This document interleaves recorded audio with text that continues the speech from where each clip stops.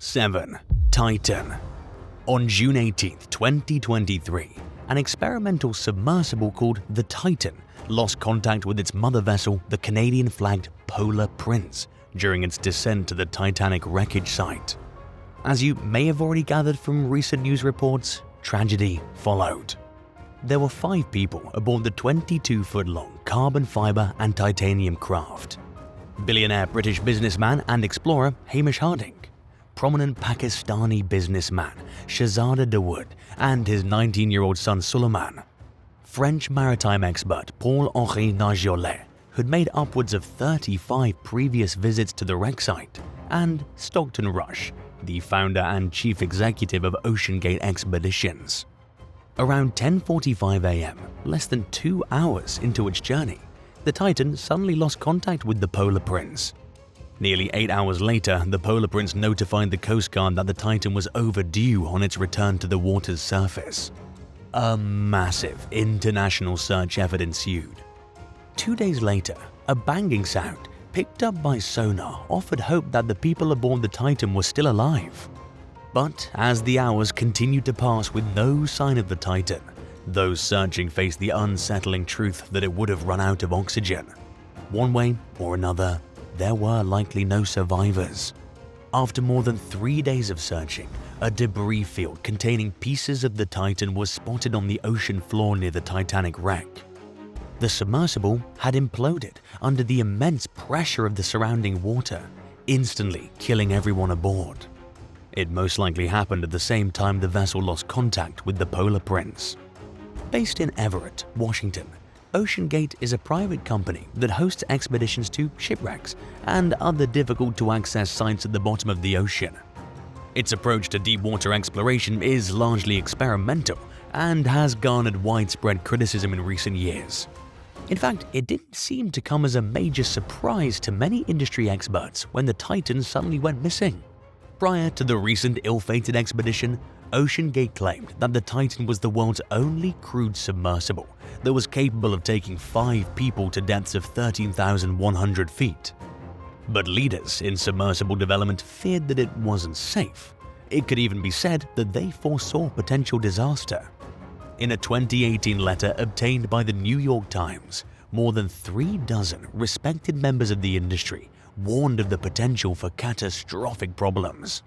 But Stockton Rush believed in his vision, and he was convinced that the Titan was safe enough to begin offering tourist expeditions to the Titanic wreck in 2021 for a hefty price of $250,000 apiece. And while those who chose to take the plunge were required to sign an extensive waiver detailing the myriad of things that could go wrong, the disaster has raised major concerns about OceanGate's decision to offer trips to the bottom of the Atlantic Ocean on an uncertified vessel. There are also widespread allegations that the Titan had identifiable safety issues prior to the ill-fated plunge. Numerous people who either completed the voyage or were scheduled to go on expeditions that were cancelled have come forward since the disaster with concerning claims about the submersible's seaworthiness or lack thereof. These accounts include reports of communication failures and navigation malfunctions. 42-year-old Discovery Channel cameraman Brian Weed told NBC News that things immediately went wrong during a test dive aboard the Titan in May 2021. He described the launch of the vessel as clumsy and said that the submersible's propulsion system malfunctioned just a quarter of the way into the dive. According to Weed, the Titan ultimately had to surface due to the problems it was experiencing, and he seemed worried by the fact that the hatch was bolted from the outside, making it essentially impossible for those on the inside to do much in the event of an emergency. Weed said he received an invitation to dive again a week later and turned it down. Weed's concerns echoed the sentiments of 22-year-old Colin Taylor, who described the Titan's communication system as very difficult. While Taylor was lucky enough to complete his mission to the Titanic, unlike many others who wanted but never got the chance, he said that the communication system was text-based, two-way, and very slow. And at least one former OceanGate employee has raised the alarm regarding the integrity of the materials that were used to build the Titan. In court papers from 2017, former OceanGate pilot David Lockridge accused the company of failing to properly test the Titan's carbon fiber shell to ensure it could withstand the water pressure at the extreme depths its builders planned to travel to. Even though the worst possible news has been delivered following the recent disaster, the investigation into the wreck itself and the alleged wrongdoings leading up to it continues. 6. Trapped in the Titanic's propeller. Back in 2000, Michael Guillen joined an expedition to the Titanic wreckage site aboard a Russian submarine. As the vessel navigated toward the ship's massive 21-ton brass propeller, Guillen was shocked at how shiny it still was after spending so many years languishing at the bottom of the dark and frigid North Atlantic. But his awe was short-lived before fascination turned to fear. The submarine was being pushed by a current, causing it to become caught in the propeller. At the time, Guillen was a correspondent for ABC News. The camera was rolling as the sub struck the propeller, causing a large amount of debris to fall all over the vessel. Guillen later told Sky News that he immediately thought, "This is how it's going to end for you." He further explained that the scientist in him forced him to accept that death was a real possibility, while brainstorming for a realistic solution to the crisis at hand. For a half hour, the submarine pilot tried backing out from under the propeller, but with no luck. Meanwhile, Guillen's fears of possibly dying continued to sneak up on him. Finally, after 2 hours, the pilot managed to free the sub, and the crew safely made the 2-hour ascent to the ocean's surface. To this day, Guillen says that the close call nearly cost him his life. Following the disappearance of the OceanGate Titan submersible in 2023, the scientist called for an end to so-called joyrides down to the Titanic wreckage, which he believes could be at least partially accomplished through heightened restrictions. If it was safe and possible, would you want to visit the Titanic wreck site? Let us know in the comments and hit subscribe while you're at it.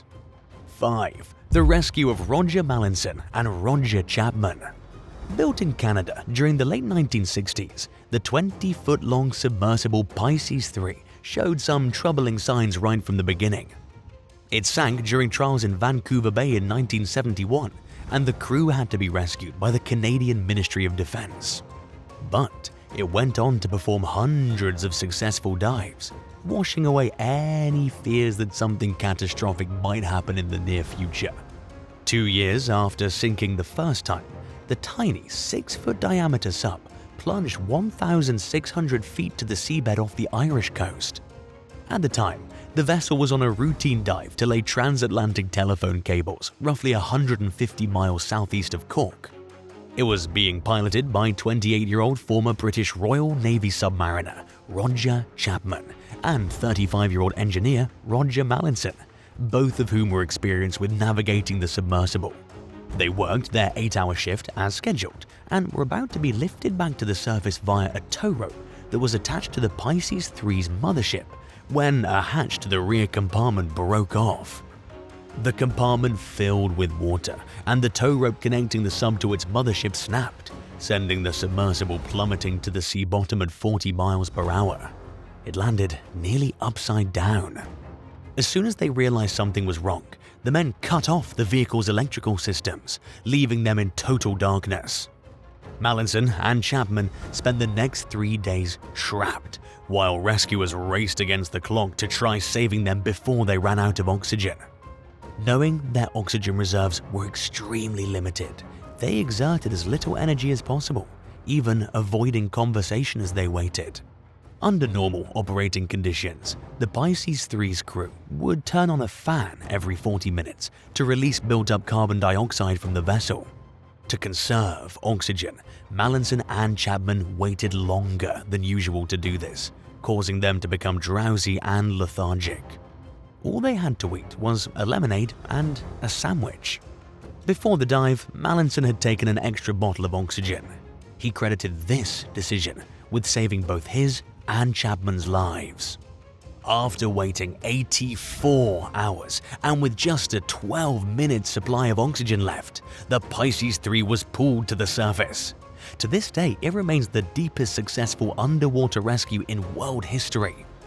In addition to his decision to bring an extra bottle of oxygen on the dive, Mallinson credited the camaraderie between him and Chapman with helping them survive.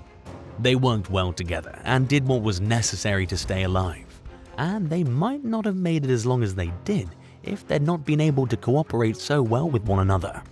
Speaking with the Daily Mirror after the disappearance of the Titan submersible in June 2023, at the age of 85, Mallinson said that there's always hope. Of course, at the time, the search for the Titan was ongoing. In another interview with Sky News, Mallinson described the ordeal as horrendous, adding that he couldn't understand why the Titan's crew hadn't tried to transmit some sort of signal to its surface vessel. Unfortunately, we now know that it's because the submersible imploded, giving them absolutely no hope of survival. 4. S-48 wreck. Built in Bridgeport, Connecticut in 1920 for the US Navy, the 240-foot-long submarine USS S-48 experienced a long service life lasting several decades. It even survived World War II before being decommissioned for a third time and finally retired for good. S-48's successes are somewhat surprising considering a nearly catastrophic accident it experienced before it was commissioned for the first time. During a Navy trial run in Long Island Sound on the morning of December 7, 1921, someone left a manhole unsecured, causing several of the sub's compartments to flood with tons of seawater. By the time the crew noticed the problem and manually closed the ballast valves, it was too late to avoid what was about to happen. The vessel sank a few miles off the Fairfield coast, plummeting 80 feet to the bottom of the Atlantic with 41 sailors aboard. Workers for the company that built the submarine, the Lake Torpedo Boat Company, received no radio communications from the stranded crew, who had no way to call for help. To make matters worse, nobody had witnessed S-48 sinking. They were left on their own to either figure out a solution to their predicament or perish. Inside the submarine, the trapped men breathed as lightly as possible to conserve oxygen as they assessed the situation and tried to formulate a plan of action. By then, the lights had gone out and the sub's electrical motors had failed, leaving the crew stranded in the darkness until an electrician on board managed to save the power from failing completely. S-48 continued to take on water, but the sailors kept two of the pumps working for the time being. It was a temporary solution, however, and the crew knew that the pumps would only be able to tirelessly battle against the constant influx of water for so long before they most likely stopped working. Things took a hopeful turn when the ship's commander, Captain Joseph Elliott Austin, and Lieutenant Commander Huss realized that their best hope of survival was to get the vessel's bow to stick up out of the water. That way, someone would see it, and the crew would be able to allow fresh air in by opening the torpedo tubes. The crew cut the anchors and released thousands of pounds of oil into the surrounding water to lighten the bow. When a half hour went by with no progress, the sailors then proceeded to empty 8 tons of water from the vessel by hand, scooping it out little by little with coffee mugs and feeding it to the section of the boat that was pumping out water. Meanwhile, crew members moved any items and fixtures they possibly could to the stern to further decrease the bow's weight. About 45 minutes after the sinking, a poisonous chlorine agent began pouring into the submarine, courtesy of salt water poisoning the sub's sulfuric acid batteries. To prevent the gas from suffocating everyone aboard, the sailors fought to lower the water levels in an effort to keep the seawater from continuing to touch the batteries. When S-48 failed to reach New London as scheduled 4 hours after the sinking, naval personnel and workers from the Lake Torpedo Boat Company launched a search. To prevent panic, they carried out the effort in secret without informing the crew members' family. But it would be another 4 hours before the ship's bow finally pierced the water's surface and became visible. A torpedo man aboard the vessel named Pete Red Dunn volunteered to crawl up through one of the narrow torpedo tubes to hopefully signal for help.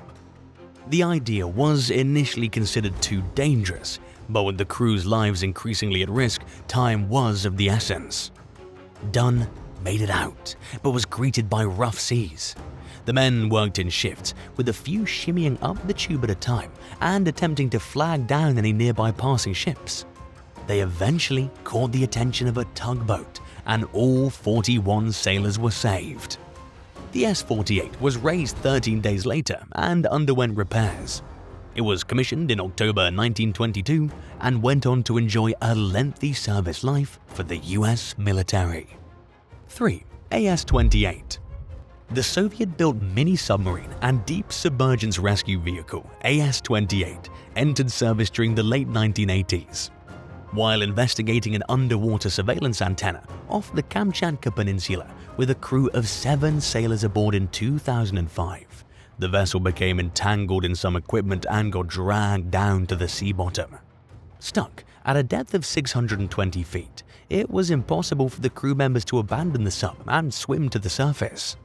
To conserve oxygen, the crew put on thermal suits and shut down all non-essential systems, including the mini-sub's heater.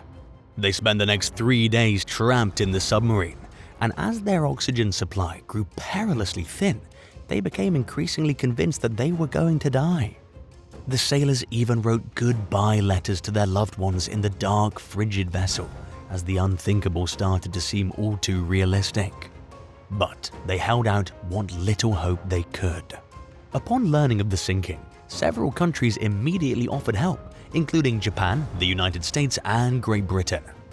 A British robotic vehicle managed to free the sub by cutting the cables that were trapping it.